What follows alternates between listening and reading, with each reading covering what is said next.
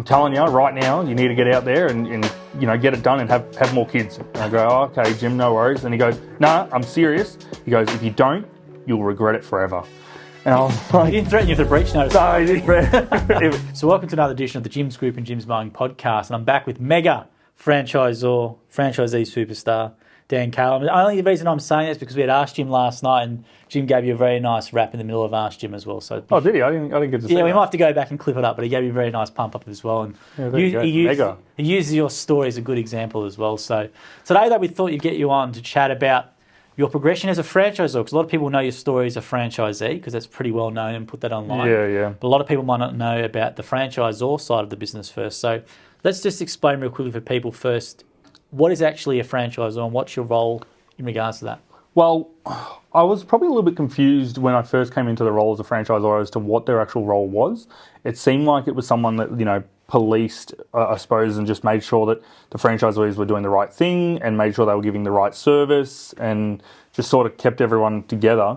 But then the more and more I got into the role, I seen it as a coaching role. And I wholeheartedly believe that my role was to coach and improve franchisees' businesses, not just to sit there and govern the laws of the franchise agreement and all the rest of it, but to actually add value to their business so that they could build a better business. That was how I seen it, and I think that was probably one of the things that stirred people up a bit, because when I started saying that I'm your coach and I'm going to coach you on how to run the business, I genuinely believe that every franchisor should be seen as a coach and someone that helps coach their franchisees to improve their business. And I said a little while ago on one of the videos that how it doesn't make sense to me that franchisors can be in that role without actually running a successful mowing business at the start. Right. And have the experience in it, because how are you going to coach people if you've never done it? So that stirred up a lot of trouble with me and other franchisors. And I got a lot of good comments, especially from franchisees, but I suppose it sort of made me, a bit of a black sheep with other franchisors, and they weren't very happy with it. But it's honest. I genuinely believe that a good franchisor is someone that would coach their franchisees on how to improve. So with saying that, what else does a franchisor do? Like, what's your role as well? So you talk about the coaching element of it. What about the other side? What else do you do? So another thing that I do is I recruit new franchisees into the business. I'll bring on new franchisees. It's a lot about bringing in new franchisees, making sure that you've got plenty of work for them all, which obviously is pretty simple. I mean, Jim's Mowing is, 9 times bigger than any other mowing company in Australia, to my knowledge. I'll need to fact check that in a second, but we're pretty big. You can't really miss us. I know how big it is. I'll tell you real quickly, because I had someone leave a smart aleck comment online saying the ACCC should shut down Jim's Mowing because of market monopoly and stuff. So I looked it up.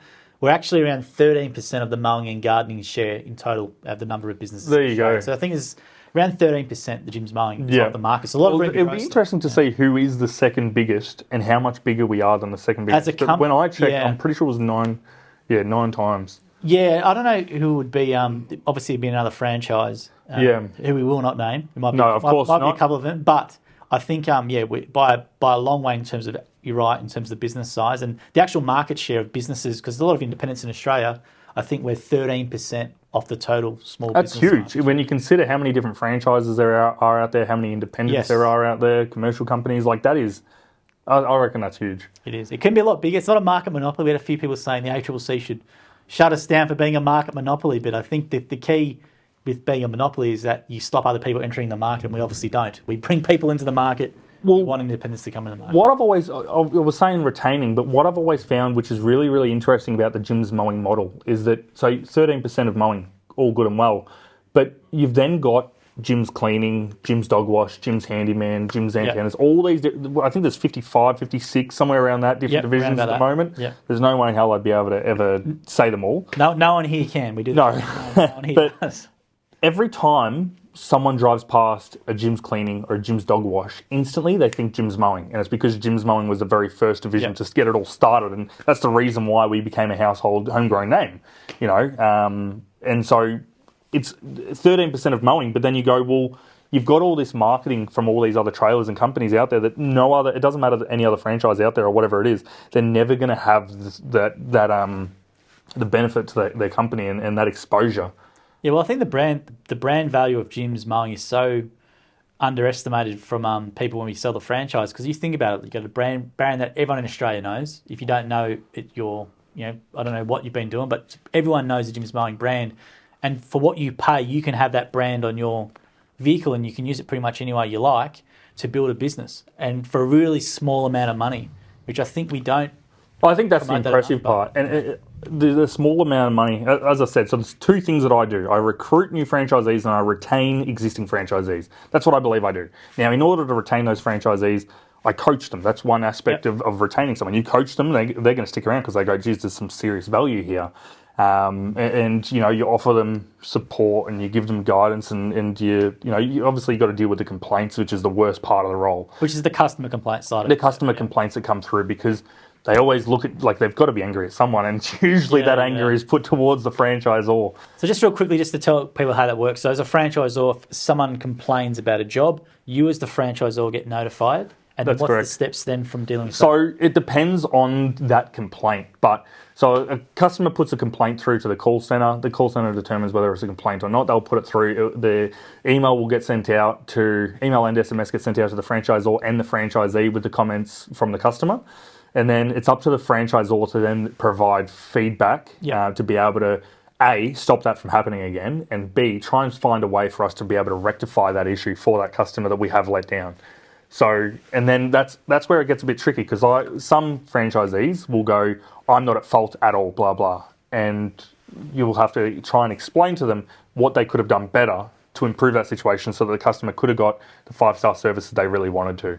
And so, some franchisees say, well, I charged a really cheap price for that job and it wasn't worth anything more. And I'll go, well, you should have found out what it is that the customer actually wanted first, what they really wanted, and then given them the correct price for that job that they've asked for, instead of just trying to give them matrix to the cheapest price and then go cut corners to be able to do it and make it worth it. Now, is that the toughest job of being a franchisor, you think, is dealing with the complaints? Or I wouldn't say it's the toughest, but it's definitely up there.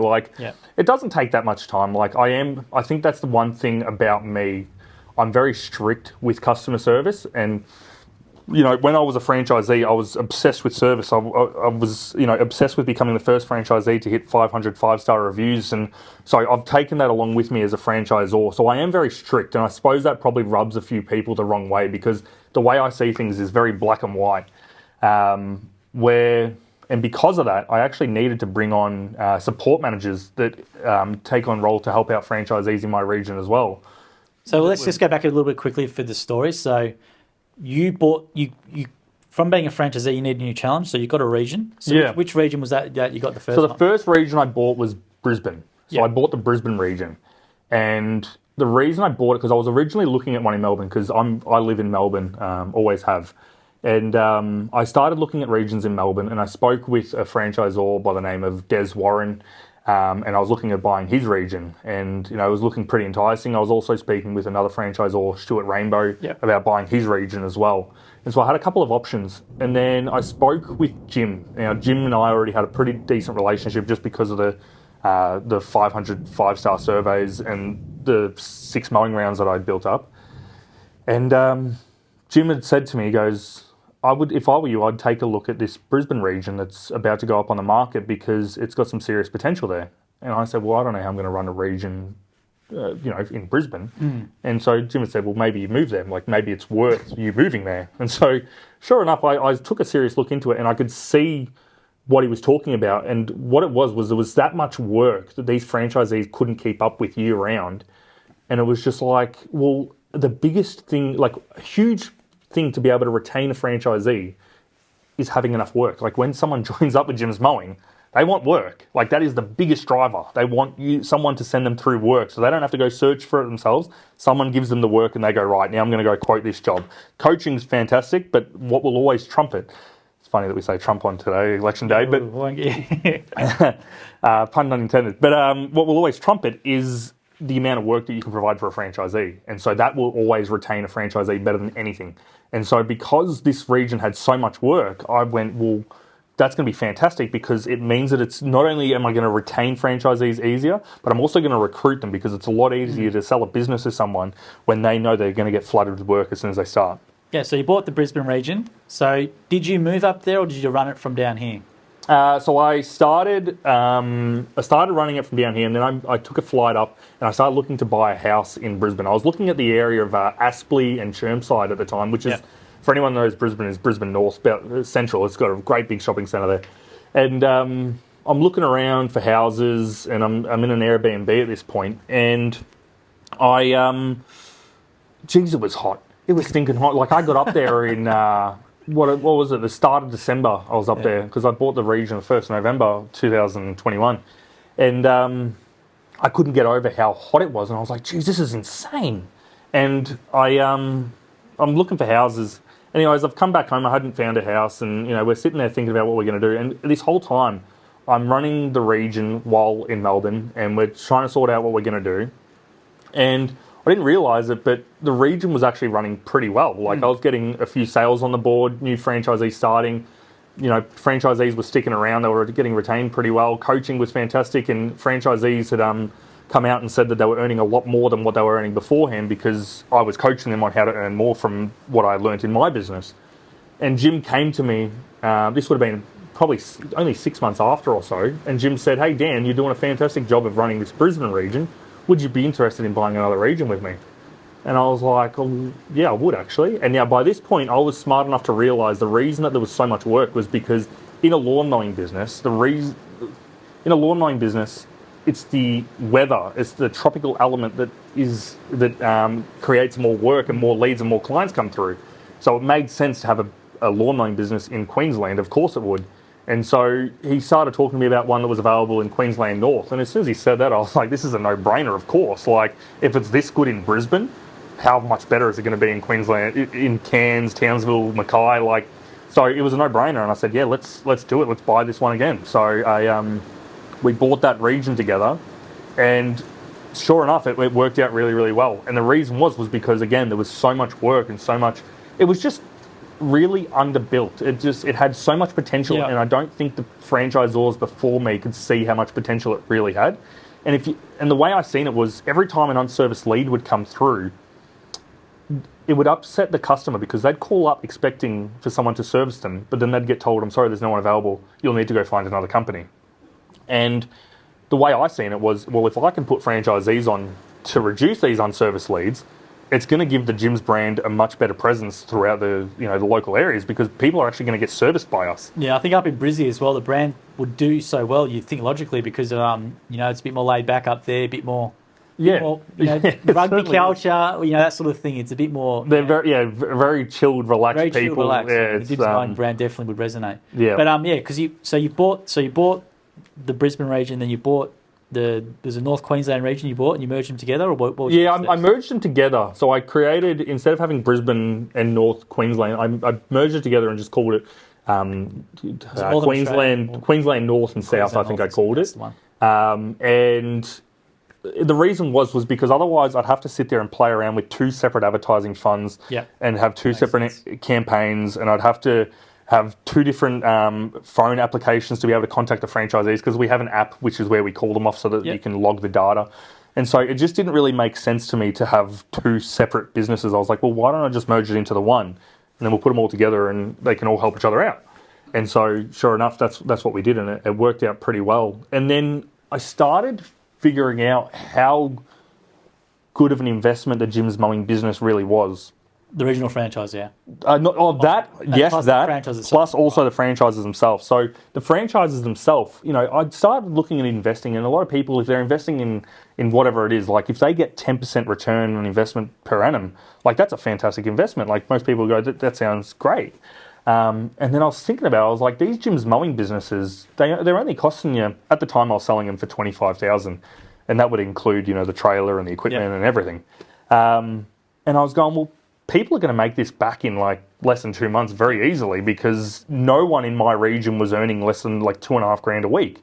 So I was like, they're going to pay this back, very quickly. And then I was like, well, this is a fantastic investment. And I started having a bit more faith and a bit more like, what I'm selling here is like, it's really worth it. Yeah. Because, I don't know, what's it work out to be? Most franchisees would probably earn about, I don't know, up. Obviously, Victoria is probably a bit different because the weather's not as good. But up in Queensland, like a lot of my franchisees are around that 180 sort of mark, and so 180 turnover. Yeah, 180 turnover. Yeah. And so I was like, well, these people are making their money back within the first 2 months. How much can they, it's just insane to think about the amount that they can make in the return on investment. I don't know what that works out to be, but it's huge. And I'm like, well, how are you going to lose out on this? Like, you're going to make your money back real quick. Even if it doesn't work out and you decide 6 months in, it's not for you. You've already made your money back. Yeah. So the risk to reward is, far outweighs a reason why not to do it. So I had more faith in the gym's brand because of that, because I could see the new franchisees that I was bringing on were making huge amounts of income. And so at this point, the paid for work guarantee that we were offering was the same throughout pretty much everywhere. So Victoria had 1,500, Queensland had 1,500. Yep. And I was like, it just doesn't make sense. Like, there's no way in hell franchisees are going to earn less than this. So I was like, you know what, let's increase it. So we ended up increasing the paid for work guarantee to $2,500 per week, which people probably thought I was nuts for it. But if you understood the amount of work in that tropical area, it 100% makes sense. And then I started thinking about how good of an investment the regional franchise was, the one that I bought, the franchisor position. And I'm making, about 50% return on investment. So, I've bought the region for, let's say, $500,000. I'd make $250,000 a year from it. The best kept secret, the Mowing regional franchises. So they're very hard to come by. Yeah, very good return on investment. At the moment, what is it? Especially if those people got back in the early days, would have done extremely well over the lifetime of it. Yeah, I think at the moment I've probably spent close to $1 million on the regions at the moment of my own money. And you bought 8, or how many was 6? I bought 6. But I'm making $500,000 a year from it. So I'm like, it pays itself back within 2 years. Like, that is a fantastic investment, Absolutely. Which is why I went, well, I'm going to continue to do this. I'm going to continue to buy another region. Yeah, I'll have to spend another few $100,000, but I'll make that money back within 2 years. So of course I'm going to do that. And so that's why I bought 6. But I was very careful with the ones that I bought. In fact, what I'd actually done was I'd created I got my wall at home and I put all these Post-it notes up along the wall. And I've got a photo of it on my phone somewhere. And you've got like 40 different Post-it notes across the wall, and they're all different regions of the franchisors that own what regions in Australia and New Zealand. Yeah. And I've marked them out to see which ones have the most potential. And what I'd done was I figured out how many franchisees there were in that region and how many households there were in that region. And then by figuring that out, I could then figure out what the potential was, because some areas, like, for example, Northern Territory, I think I started that area with one franchisee, maybe 2, 1 or 2. And there's, I don't even know how many households there are, like 100,000 or whatever it is. But that's a huge, amount of potential for that one franchisee. Obviously, it depends on where they're located, but if they're in Darwin, they're going to do pretty bloody well. And so I started buying regions that had at least 7,000 households per franchisee or more. And so that was what I figured out. If I could do that, then I knew I had potential to sell more. I had plenty of work for the franchisees, so the retaining was going to be a lot easier, and I was going to be able to pay it back within 2 years. Yeah.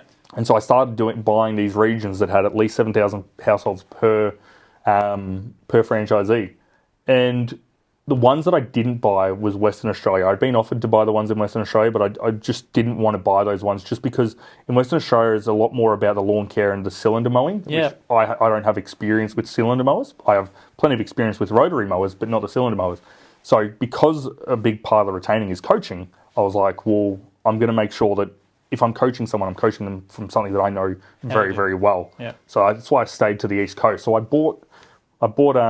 actually just bought another region, 3 months ago in Queensland Central. So which is from Rockhampton down to just below Noosa at Coolum Beach.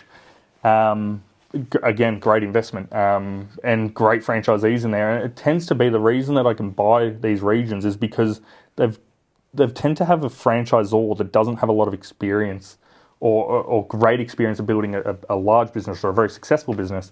So the coaching element isn't fantastic, and they tend to fail a little bit more, which is why I'm able to buy and pick up these regions that I do. So, which is fantastic for me, because when I come in, these franchisees go, geez, Dan's so helpful, he's got so much information.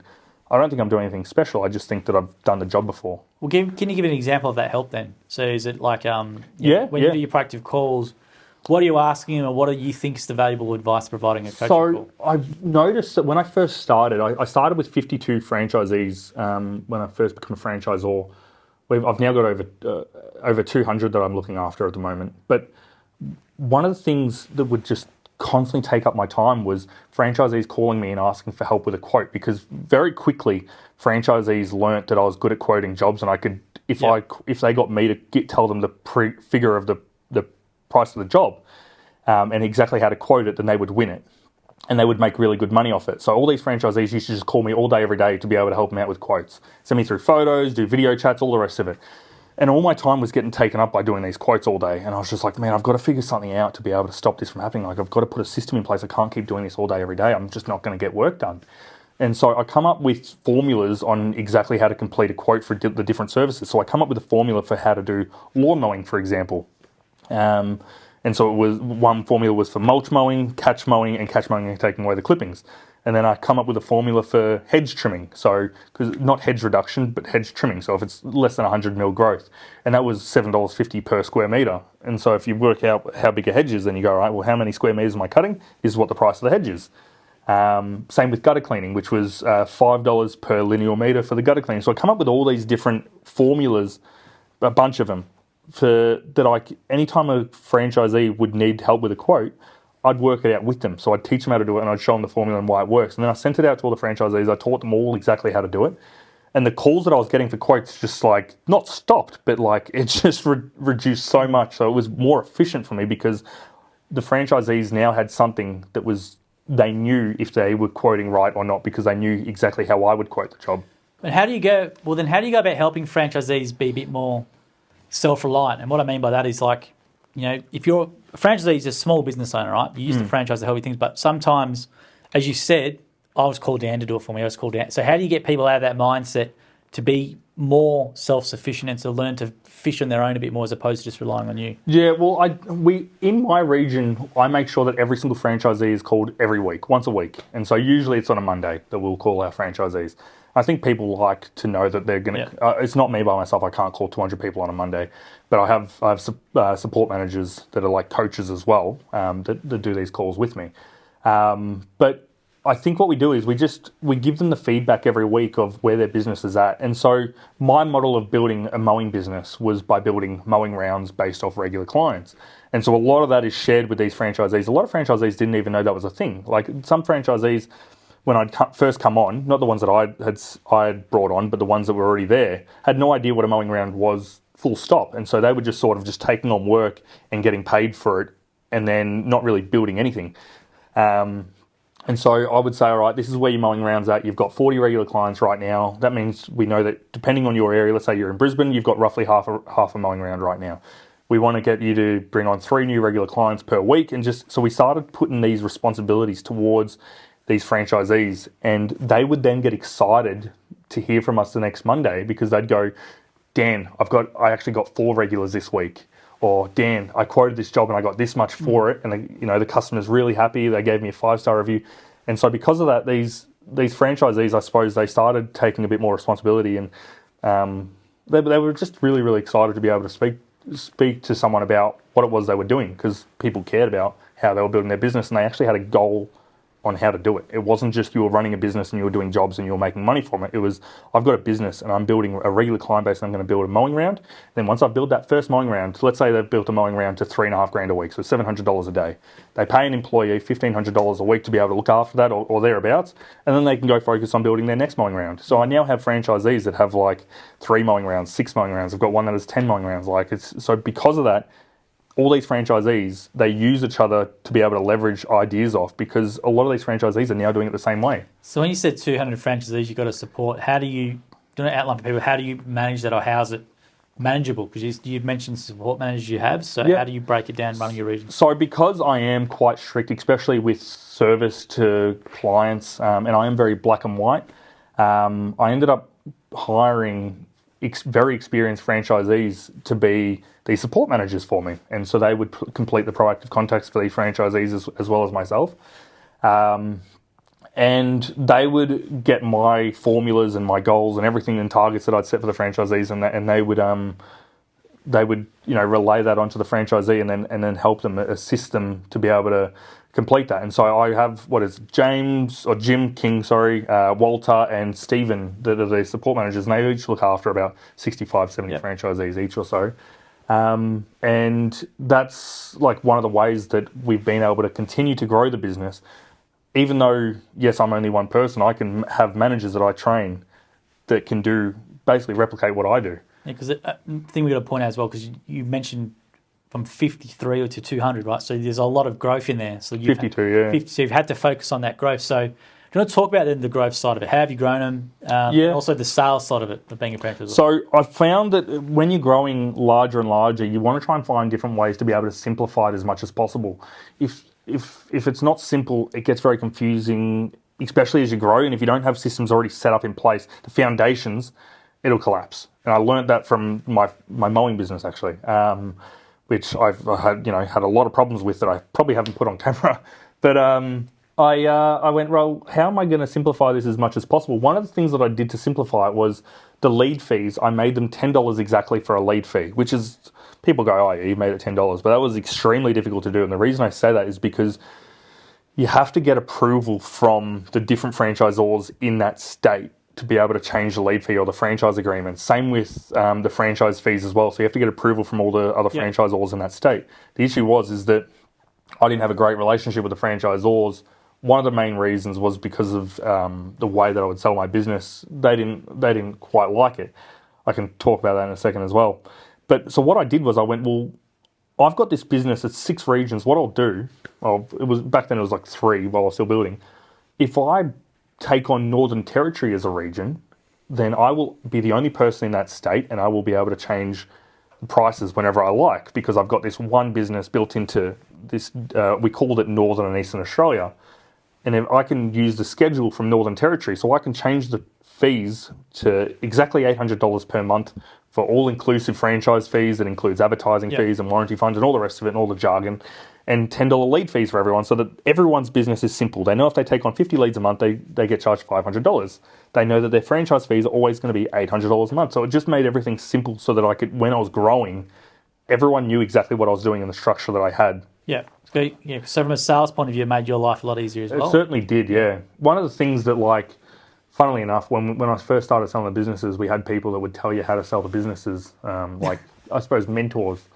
And what they would say is, you don't tell the customer, you don't tell the inquiry the price. You leave that till the very end. And so what you would do is you'd call this person, figure out if they're interested, and then try and get them onto like a Zoom meeting. Sure. And then while you're doing the Zoom meeting, you tell them all about the different amazing stuff and, the leads and the equipment and the franchisees and, whatever it is. And then at the very end, then you tell them the price, because that's what people want to know. They want to know the price. And then once you've told them price, then they go, no, I can't afford it, or I can't get finance, or whatever it is. Yeah. And you've been through this whole thing. And my biggest issue was that I'd try and get them onto this Zoom meeting, which I would, but then I would forget about the Zoom meeting and just not talk to them. So unfortunately, there was a whole bunch of people that just were sitting on the Zoom meeting ready to go, but I just completely forgot about it. Oh, really? Yeah. Like there's no complaints that come from that one that we found. I'm terrible with organisation and memories. I've got the memory of a goldfish. And so I was like, it's not working for me. I've got to figure out how to do this better. And so what I did was I went, well, what I want to do is I want to be open and honest with these people that are inquiring, or people that are interested at all in a gym design business, or even the idea of it. I want to make sure that before they even get to me, they know exactly what they're getting into. And so obviously you and me did a whole bunch of videos together, and that generated, quite a bit of interest. But the one thing that I did was, instead of saying the price at the very end of the franchise inquiry, after the second time or the third time we've spoken to them, I put it on the actual ad on Facebook. Yep. So the ad on Facebook was the price. And then I put that price up, and geez, that stirred up a lot of problems with the other franchisors. You would not believe. I got called every name under the sun, but they couldn't stop me from doing it because it was my business. It was my Northern and Eastern Australia. Or, they couldn't tell me how to run my business, but they really did not like it. Which is where I became, a bit more of a black sheep, I suppose. Put the price on the ad. The first thing they see is Jim's Mowing. It's $30,000. Yeah, it's a big price because I was the graphic size. It's a big price there, so you can't miss it. You can't question how much it is. Right? Yeah, and then when they would click on the link, I'd go, well, they already know what the price is, and they're still interested. All right, let's tell them everything that is going on. So I'd tell them, we have plenty of work because you're in Queensland I've bought a couple in New South Wales that are very good areas as well. Northern Territory, obviously. And so I'd go, there's plenty of work. I'd show them how much work there was. This is the coaching. This is the coaches that help you out running the business as well. And then talk them through the equipment and how it all sort of works. And I was having still am having quite a fair bit of success. I tend to sell about, 65 to 70 franchises per year. Yeah, you sell a lot. And but that's with a limited area from just the areas that I purchase. Like, if I had more area, I could sell more. But the reason I can do that is because I'm in such a good area that has such a high volume of work and a ridiculous amount of unserviced leads that you can do that. What's your key to conversion though? Because you get a similar type of inquiries other franchisors would. So what's your key to converting so well? I think that it's the way that I think it's the speed that I get back to the person that's inquired. So as soon as the inquiry comes through, I'm usually calling that person within about 60 seconds. Yeah. Like, I'm straight onto it, because if you leave it for a day, they've forgotten about it. They're interested in it. They've seen a link and they were like, oh, this seems interesting. Tomorrow, they don't care. And tomorrow you become almost like a telemarketer to them. Yep. Where if you've called them instantly, they're still interested. And then you talk to them about, hey, this is the coaching that we provide. This is what it is that we're doing. This is what, this is the work that we have coming in. We know that you don't want to go have to find your own work. That's what we're here for. And so you take them through these different key elements of what the actual business is. And I do tend to have, I suppose, I chew the fat a little bit when I'm speaking to people and get to know them a bit more, because I've sold 3 businesses to people that I really shouldn't have sold businesses to, and I really, really regret, because they were just the wrong franchisee, and they created so many problems for me and so many headaches. And so I am quite particular with the type of franchisee that I bring on now, because I want to bring on someone that's going to make me enjoy my role just as much as them. Yeah, so when you do that call, so what's your initial goal for the call? So are you trying to get as much information out of them first, then you go and tell them all that stuff, then you send them an information pack, or what's your actual process to then get into an observation day? Or are you on the phone, you're trying to get them into an observation day straight away? What's your process from that lead to get them in? So the franchise inquiry comes through. I usually call them within a minute, maybe a couple of minutes. Get them on the phone, because also they're already on their phone because they've just put that inquiry through. So I tell them about how much work is in the area. I tell them about the coaching that we provide. I tell them about how much the business actually costs and the ongoing fees and the lead fees. And then once I've done that, I go, right, I'll send you through some information. I want to find out if they have finance for it already, if they can afford the price, or if they do need finance, externally. And so I'll help them set that up as well if need be. And then I'll send them through an information pack. Information pack's just got a video of me. Good. So they know who they're talking to. Good. Talks about the coaches that are in the region and the different skill sets that those coaches have. Nice. And then it just talks about an absolute price breakdown of exactly what's included in that $30,000 cost as well. So, trailer is $7,250. Yep. Mower, Honda HRU 216 is $1,799. So it's got the full breakdown. And then those videos do really help quite a fair bit. So you've got, obviously the paperwork guarantee of $2,500 a week. Not that important, because obviously, it's very likely they're going to earn a lot more than the $2,500 a week, but that's in there as well. And then I have an email follow-up that gets sent through to me. So at the top of everyone's information pack, I put their mobile number in the actual information pack, and then a follow-up email gets sent to me 2 days later to say this person hasn't responded, because no one responds to the email information packs. And then I click on it, get their number, copy and paste it, put it into my text message. Then I just write them a quick text message just to say, hey, are you still interested? That way you've got that follow-up component as well. And then you're trying to organise for them to go out on an observation day with another franchisee just to see if it's going to suit them. Because obviously, yes, this is a great priced business, but are you equipped to be able to handle it? Because it's very physical as well. Like, in this sort of business, the trick to making money is mowing a lot of lawns. Like, if you want to make a lot of money, you do a lot of jobs, you mow a lot of lawns. There's not too much more to it than that. And so you've got to figure out, are you capable of this? Maybe this division isn't right for you. Maybe you're more suited to a division where that isn't as physical and labour intensive as this one is. So you get them out on that observation day, and then they'll usually come back to you and let you know what they think. And then put them in for training. Because 70 sales a year is quite a big number. It's quite impressive. I don't think there'd be many more who would sell more franchises than that. So there's one that I know of, he does a fantastic job as well, though, and he's mentored me quite a fair bit. So with your process, what have you learnt to make you better at it? So you obviously have a pretty good system that you've outlined a bit of there, but what have you learnt is the best method for you anyway, or how do you convert like you mentioned about, we've talked a little bit about, how do you convert so many? Because 70 sales a year is a lot. Are you driven by money? Are you driven by wanting to help people succeed? Are you driven by just wanting to reduce their own service? Like, how do you gamify it in a way? How do you stay motivated as well to get through all this? So I thought about every time I bring someone on, people tend to do really well in my region. And I was thinking about these families that I've helped, because when you go out and see them face to face and you go to their houses and you meet their families and they have you over for dinner and all the rest of it, you get to know them a lot better as a person, and you get to go, this person's got kids, and now because they've bought this business, they can spend time with their kids. Yeah. And they can take them to the soccer practice on the weekends, and they can buy them the stuff that they wanted to buy them, and all that awesome stuff. And I look at that and I go, every time I bring a new franchisee on, that's another family that I'm helping out. And that's how I see it. And that's, like, obviously, money's great, but that's something that really hits home with me just because of the childhood that I had. And I always think about that and I go, I'm really, really helping people with this. So you're like a purpose-led business in a way. It's not just purely for profit, but you're purpose to it. I am careful, and I learned to be careful because of this business. So, for example, Northern Territory is a fantastic example. Northern Territory, for anyone that doesn't know, you've got it's split into 2 seasons. You've got the wet season and you've got the dry season. And so for the dry season, when we say dry season, I mean not a drop of rain, like not a single drop for like 6 months straight. It is terrible. And so if you bring on too many franchisees or the wrong type of franchisees during the start of the wet season, they may go, oh, this 6 months is fantastic. They build up a business or, maybe they've built up quarter of a mowing around, half a mowing around. It depends on what sort of person they are and the characteristics of them.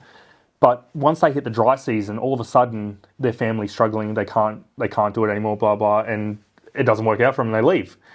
And so I'm very careful with making sure that the type of franchisee that I bring on is someone that is 100% driven to be able to build that mowing round like quickly, obviously, during the wet season, but also they're skilled enough to be able to do other sorts of services like irrigation, for example, is huge in Northern Territory.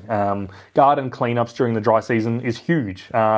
Getting your property prepared for the fire season to stop fires from happening. So clearing the leaves and clearing the gutters and, putting mulch down on the garden beds to protect the plants. And so you've got those sorts of things. So if someone has common sense and can think like that, then you go, all right, yep, we'll give you a shot. But I'm very careful to make sure I don't put too many on in the same year as well. It's usually somewhere around 4 a year or so. I'll go back to the inquiry stuff because, quite often, I think the basic stuff, if you do it well, you can succeed. I think, as you said, calling an inquiry quickly, people think it sounds obvious, but franchisees don't do it, franchisors don't do it a lot of the time sometimes. So speed of inquiry.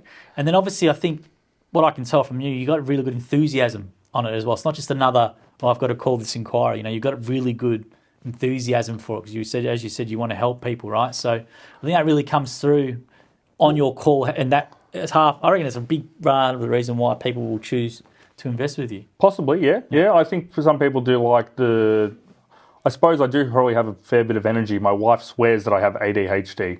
I'll never get myself diagnosed, because if I don't get myself diagnosed, then it's not true. But I do have quite a fair bit of energy, but I get excited about what it is that I do. Yeah, that's good. I think that's the thing. I'm really, really passionate and really excited about building my business, building other franchisees' businesses. And what happens from that is franchisees then they have a lot more respect for me and they want to help me out as well because of it. And so it becomes this thing where we all just help each other out and it builds the culture up. So that it definitely is one of the things. I also like to, I listen to people's stories about why they want to get in. So a lot of people, they might be FIFO, so fly in, fly out mine work. And so they're earning a good income. They want to continue to earn a good income. But the reason they want to get out of FIFO is because they want to spend time with their family and with their kids, and they've missed out on seeing, a certain, part of their kids' childhoods. And it doesn't matter how much money you make, you can't buy that time back. And I believe that time is more valuable than any amount of money. And so they're trying to find a way. And so once I can figure out what it is that someone wants and why it is that they've inquired in the first place, then I can go, well, this is what could suit you. And sometimes if it's not mowing that doesn't suit them, maybe it's something else, but I'll point them towards that direction. Yeah. So, and I think because of that, a few times people have actually, because they like my honesty, I think it's more so they join up because they go, well, Dan, you're going to be the person that's coaching me. I like how honest you are. I like how, energetic and enthusiastic you are. Yeah, maybe cleaning's better suited to me, but I still want to come into mowing because I've got you here. Yeah, nice. And I was going to say as well, then, as a franchisor, what do you like about doing the business? Because you're a really successful franchisee. You would have been making a lot of money as a franchisee. Yeah. So what is it as a franchisor that you like about being involved with? Well, I do like that. Well, because I'm not on the tools anymore, I can spend more time with my kids. So I've got 4 kids, and Is that twins? Yeah, I've got twin boys. They're a bit over 6 months old now, and they're trying to crawl at the moment. But I can spend more time. What are their middle names, real quickly? So we've got their middle names is David James. Yep. So, which is, for anyone that doesn't know, the reason I named them David James is because, well, that's Jim's real name. David is his first name, James is his middle name. And it was actually Jim that is the one that told me to go and have more kids. So when I say told me, it was a bit forceful. Yeah. He actually said, Dan, how old is Mel now? And I said, well, she's 38. And he goes, well, you better do something quick. He goes, you got 2 kids? And I go, yeah. And he goes, you want to capture that window? And he goes, I'm telling you right now, you need to get out there and get it done and have more kids. And I go, oh, okay, Jim, no worries. And he goes, no, I'm serious. He goes, if you don't, you'll regret it forever. And I was like, he didn't threaten you with a breach notice. No, he didn't. Dan, if you don't have more kids, you'll get a breach. No, he didn't say that, but he was adamant that I needed to have more kids. And he goes to me, he goes, Dan, I had 10 kids of my own. He goes, I had 10 kids, and and he goes, I wish I had 20. I wish I would have had 20. And he goes, if I had my time again, I would have done it. And he just was so adamant. He's like, you need to have more kids, Dan. You need to do it. And he's like, I know that your finances isn't. This is what he said. He goes, I know your finances aren't a problem because I can see them because I'm 50% owner with you, so I see what profits you earn. I was like, all right, Jim, you've made your point. All right, no worries. And sure enough, I went back to Mel and happened to be twins. So David James seemed like a fitting middle names for him just because they wouldn't be here if it wasn't for him. There you go. So I sidetracked you there. But so you said you wanted more time with your family because obviously you're working really hard in the field. You had that flexibility if you wanted it, but as you said, you wanted to make money, so you were out there more. But you had the franchisor business more for you want to be at home and be around. I wanted to be at home, and when I first took on the role, I actually anticipated that I'd earn less money, a lot less money than what I was earning when I was on the tools, because obviously we were earning huge money in the mowing business. $3,500 a week from each mowing round, and I had 6 mowing rounds, so it was pumping. And so I took I had to throw obviously quite a few $100,000 towards the businesses and that. And I knew I was going to, my income was going to take a hit, but I was able to build it back up. And funnily enough, now I'm actually earning more profit than what I was when I was on the tools. So it's funny how that works out. And I've actually got more time with my kids as well. So, but it's taken a lot of time to get to that level. You're not just going to come in from day one. You've built it up from 52 franchisees to more than 200. Yeah. And then obviously every time you sell a franchise, you get a split of that. Yep. So that's a good incentive as well for you to grow more. But it hasn't come easy to you, has it? No, it certainly hasn't. So what are some growing pains then been? Because you're scaling a business from 52, you're managing 52 essentially small businesses to 200. You mentioned you've got support staff in place, which is a great system. What else has there been from growing pains point of view? Growing pains. So advertising in the region, I'm very black and white with how I do things. I believe whatever advertising comes into an area is what's spent in an area. Because we've had too much work in past years, I've actually had to do 2 separate refunds to my franchisees in my region, just because if I can't spend the money during the dry season or the winter period, I'm not going to be able to spend it through spring and summer. Yeah. There's no way I'm going to do advertising in an area that's already got unserviced leads. Yep. It's literally just chucking money down a drain, which is something that, funnily enough, I found that a lot of the previous franchisors continued to advertise during spring and summer or during the wet season when there was unserviced leads, and I was just like, what if you can't service the amount of work that you've currently got? Why would you throw more money at it? It makes no sense. So I went, right, I'm going to advertise for 5-6 months of the year, and then for 6, 7 months of the year, I'm going to just save. If I've got unserviced leads, I'm not going to put money towards it. But we had franchisees that weren't very happy with the idea of what gets put into an area is what's spent in an area. And so we actually, they said, no, that's not right. I want extra work in this area. In fact, I had one franchisee, and he actually said to me that he was struggling. He was a struggling franchisee, which I thought was hilarious because he's earning like $15,000 a week.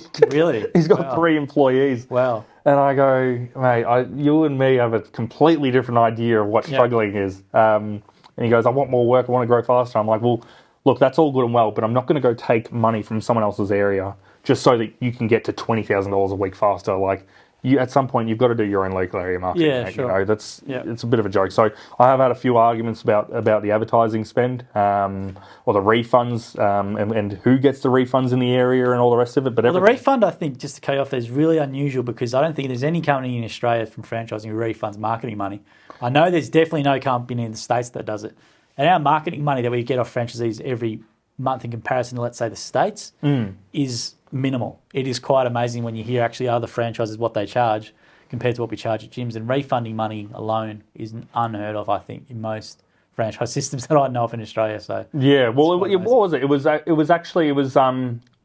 what I did was I gave everyone free franchise fees for a month at the start of the year, and then later on at the end of the year for the second one, I gave another lot of free franchise fees for all the franchisees in the region again, and that was essentially how I'd refunded the money. Okay. And it was the simplest way to go about it, just so that it just meant that no one had to pay their franchise fees for those months. So you're pretty full on. Like with generating work, you're real strict on the local area marketing stuff. You have your droplets video and stuff. So you're real. Yeah. Is that what's been the generating the extra work? Has that been really real key for you? Is you really coach those guys when they start? Yeah, if they start in the middle of like the dry season or in the middle of winter, absolutely. That local area marketing stuff is real key. And it certainly does help them quite a fair bit. And I usually, I usually throw them some extra clients as well from my database as well to get them going.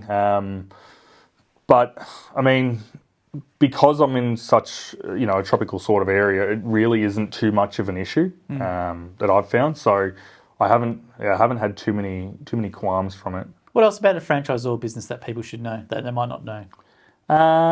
So you've obviously got retaining and recruiting. You've got the complaints process. You've got proactive calls. So in gyms, we usually say that franchisors are supposed to call franchisees once a month. I make sure I do it every week. It just means that I have a better relationship and a better understanding of the franchisee's business. And then you've got the documents and compliance that you've got to look after as well. Now, I'm obviously not the sharpest tool in the shed, but my wife, I tell you what, she is something else. So if it wasn't for her, I don't think I'd be anywhere near where we are right now. And then you've got just different ways of generating work. So if it is getting a bit more quiet throughout those that 6 month period, then you go, well, what am I going to do to generate work? In fact, I actually most of my marketing is Facebook and Google. I think it works fantastic. But what I've found is because it's I think it's simple and it works really well. Funnily enough, in the last 5 years, I've doubled the amount of work in Brisbane. So from 2020, now I started 2021. Yep. From 2020 to 2024 now, we actually have twice the amount of customers contacting us every year, which I think is just that's unbelievable. Now, for the average punter, that might be very counterintuitive because you hear all the time, oh, there's too many gyms in the area, there's not enough work.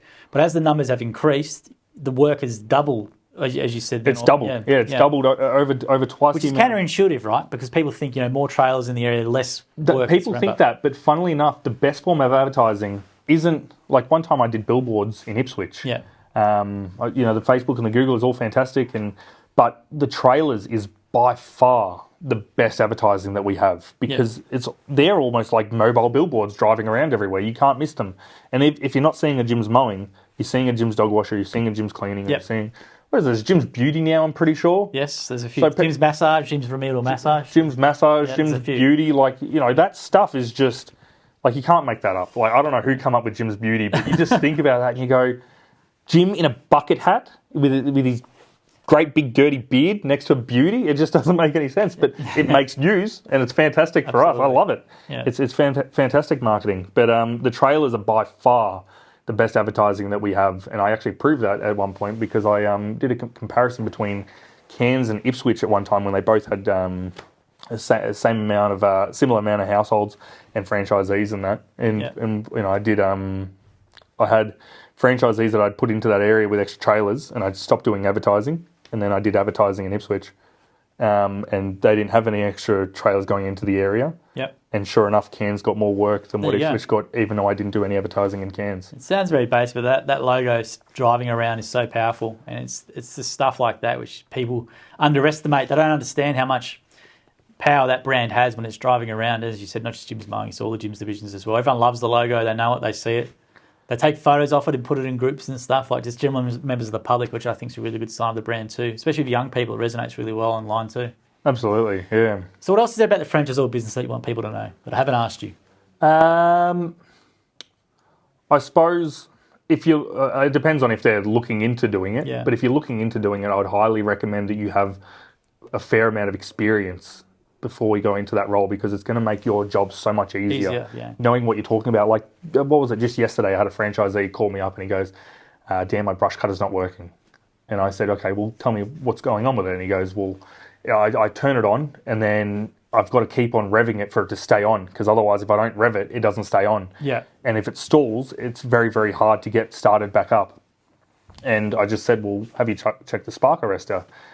Which is this little mesh piece in the exhaust tip. And he had no idea what that was. And sure enough, that fixes the problem. But it's little things like that. Instead of me going, "Oh, maybe I'll find someone that can help you out, or maybe you can go to a mower centre," it's just because you've got that experience, because you've gone through it already before, because because I've built up, I built up another 2 mowing rounds while I was a franchisor, because I got bored while I was doing it. But you understand that it's a set routine, it's a set system, and as long as you follow that system and play the rules of the game, it's going to work out and it's going to do well. Now, one last one about the franchisor stuff. Why would a franchisee want to make the shift from being a franchisee to a franchisor? Who do you reckon would be in a position to do that, or what would you sort of say about once you understand what you're doing, and it's obviously pretty easy, but you get to a certain point where you go, "I really should be looking at coaching now. I really should be looking at I've got all the experience. I can't learn anything more from being out here. Yeah. Maybe I share that experience with others, and how am I going to be able to share that experience as much as possible? Well, I need to be in a role that allows me to coach, people to be able to do it." And so I think that's something that if anyone's an experienced franchisee and they're at that level and they want to spend more time with their wife or their kids at home, or go fishing on the weekends, or then play golf on the Friday. Yeah, exactly. You've got a lot more time as a franchisor, but it's because you've got the experience level to be able to make things efficient for you. So I do think that's a huge part of it. Obviously, yes, you do need a fair bit of money to buy in. I think most regions probably sell for, 300 to 500, somewhere around there. They go quick. They go very quick. Yeah, they're very rare. When you say they go quick, a lot of them don't even make it to the market. They're not on the market. Yeah. So, they're not on the market. If someone's selling, it's like you got to buy this up pretty quickly. For example, my region, obviously, because it's 50% return on investment, Jim swears, he goes, "I will not accept anything less than $20,000 per franchisee." Which is insane when you think about it. Well, it's the best kept secret, I think, in franchising is the Jim's Mowing region. So that's why people, when they get them, they hold them to them for a very long time. They certainly do. They don't want to give them up. Exactly. People do not let go of them, because it's a great business. Once you know what you're doing and you can coach franchisees to be successful, it's very simple as well. Absolutely. Cool. So we'll leave it there for this part. So Dan, thank you very much for your time today. The franchisor specific information, I think, is really unique. I don't think anyone else is talking about this sort of stuff online as well. So thanks for telling the story as well about your twins, because I think people might find that quite humorous, because it's true what he says. So it's quite a classic one. But thanks for that today, Dan. We appreciate it. No worries. Thanks, mate.